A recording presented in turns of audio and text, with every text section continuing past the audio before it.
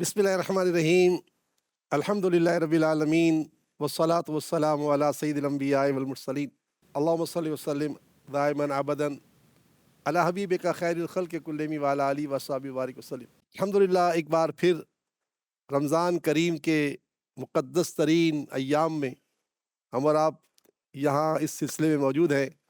हमारे सिलसिले का नाम है इस्तिखारा, और आपके इल्म में है कि हम दुनिया भर से आए खतूत का जवाब इस्तिखारे के ज़रिए देते भी हैं और फिर उनको जो है जवाब में तावीज़ात वगैरह भिजवाते हैं। आप दुनिया में कहीं भी हों, हमें इस्तिखारा के ज़रिए भी हासिल कर सकते हैं, हमसे जवाब ईमेल करके हासिल कर सकते हैं। आइए चलते हैं अपने सिलसिले की तरफ। ये ख़त है एक खातून का, गुजर खान पिंडी से इन्होंने ख़त लिखा है। फरमाती हैं कि रिस्क की तंगी का तो तकरीबन हर शख्स शाकी है। अल्लाह ताला रिस्क की तंगी से बचाए। रसूलुल्लाह सल्लल्लाहु अलैहि वसल्लम के पास एक सहाबी आए, कहने लगे या रसूलुल्लाह सल्लल्लाहु अलैहि वसल्लम, दुनिया मुझसे रूठ के चली गई है, यानी मेरे घर में बहुत तकलीफ है। प्यारे आका ने फरमाया, तुम वो तस्बीह क्यों नहीं पढ़ते जिससे फरिश्तों को रिस्क मिलता है? फिर खुद फरमाते हैं, सुबहानल्लाहि व बिहम्दिही सुबहानल्लाहिल अज़ीम अस्तगफिरुल्लाह 100 मरतबा, सुबहानल्लाहि व बिहम्दिही सुबहानल्लाहिल अज़ीम अस्तगफिरुल्लाह, सुबहानल्लाहि व बिहम्दिही सुबहानल्लाहिल अज़ीम अस्तगफिरुल्लाह 100 मरतबा तुलुए फजर के बाद पढ़ लिया करो। एक तो होता है फजर की नमाज के बाद, ये नहीं, तुलुए फजर, जैसे फजर की अजान हो ना, पढ़ लो 100 मरतबा। अच्छा, इमाम अहले सुन्नत फरमाते हैं, मौलाना शाह अहमद रज़ा खान अलैहि रहमतुल रहमान, कोई शख्स फजर में लेट उठा, अब उसने तस्बीह शुरू किए, 30 दाने पढ़े और जमात का वक्त हो गया, तो उसको छोड़ दे, फिर नमाज पढ़ के फिर बकिया जो दाने पूरे करे। तो बहरहाल बात कर रहा था, सरकार ने फरमाया कि तुम वो तस्बीह क्यों नहीं पढ़ते जिससे फरिश्तों को रिस्क मिलता है? फिर खुद ही सरकार ने फरमाया कि 100 मरतबा पढ़ लो, सुबहानल्लाहि व बिहम्दिही सुबहानल्लाहिल अज़ीम अस्तगफिरुल्लाह, सुबहानल्लाहि व बिहम्दिही सुबहानल्लाहिल अज़ीम अस्तगफिरुल्लाह। अच्छा, फिर सरकार ने कहा ये पढ़ो तुलुए फजर के वक्त, यानी अजान के फजर के फौरन बाद। जब वो साहबी सरकार से पैगाम लेके चले गए, हदीस पाक के अल्फाज है, वो कहते हैं या रसूलुल्लाह सल्लल्लाहु अलैहि वसल्लम के पास चले गए और उन्होंने ये काम शुरू कर दिया, रोज़ाना पढ़ना शुरू कर दिया। कुछ दिनों के बाद या हफ्तों के बाद सरकार के बारगाह में हाजिर हुए, कहने लगे या रसूलुल्लाह, इस तस्बीह से इतना माल घर में आ गया कि रखने की जगह बाकी नहीं है। सुभान अल्लाह, ये रसूल पाक की बात बता रहा हूँ, मैं किसी अपनी बात नहीं कर रहा, इस पर इतना फैज़ान है।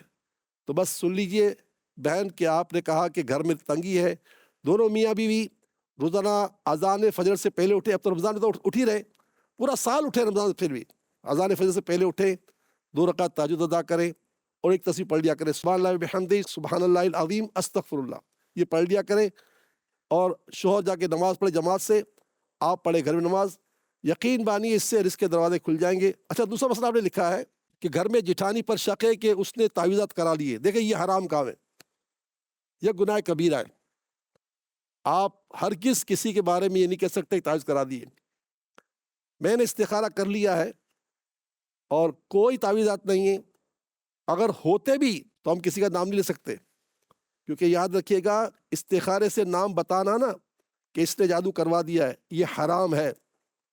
और अगर इस वक्त हमारे ऊपर सुल्तान इस्लाम होता ना, तो मैं पकड़ लेता और कहता तुमने किसी पर इल्ज़ाम कैसे लगाया, और जवाब हमारे पास नहीं होता तो उसके 80 कोड़े मारे जाते हैं, 80 कोड़े। आज तो आज हर कोई बता देता है फलां ने जादू कर दिया, फलां ने जादू कर दिया। ये नाजायज़ और हराम काम है। इस्तिखारे से किसी आदात से ये पता लग नहीं सकता कि इसने जादू करवाया, इसने चोरी की है, इसने मोबाइल चुराया है, नहीं कैसे लग सका ये जब तक गवाह न हो। तो बहरहाल बात कर रहा था कि बहन अव्वल तो तौबा करें अल्लाह से, रमज़ान का महीना तौबा करने का है, किसी ने कोई जादू नहीं करवाया, जो वजीफ़ा मैंने दिया है उस पर अमल करेंगे, इंशाअल्लाह ताला अल्लाह ताला के रिस्क का दरवाज़ा खुला रहेगा।